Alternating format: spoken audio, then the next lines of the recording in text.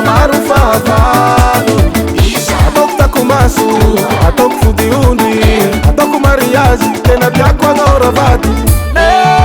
Saúde,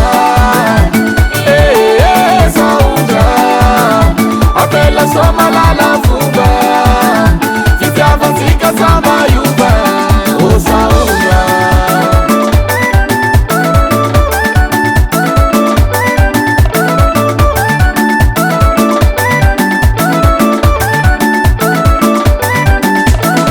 Umekwa na wambunga atine, falasa na wambunga atine, milenga lenga sata ukaminduki, alai kuvake na wamnia suti.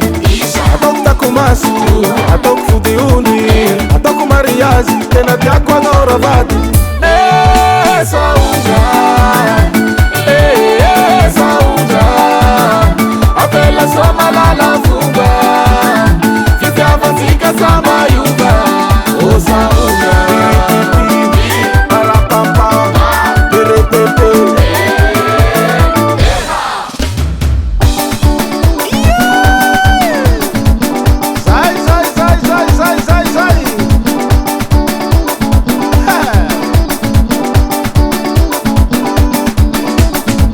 Masu nisa unda, ekuatia munda, nipike nisa unda, sakila lau kilunga, tunga tunga.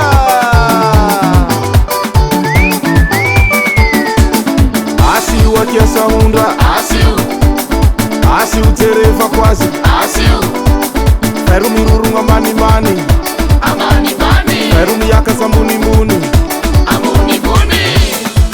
Sai Kanu,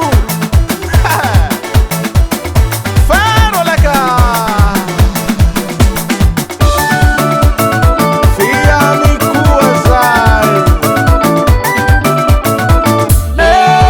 Saúde, saúde, apela só malala fuga, ficava zica sambayuba, oh saúde.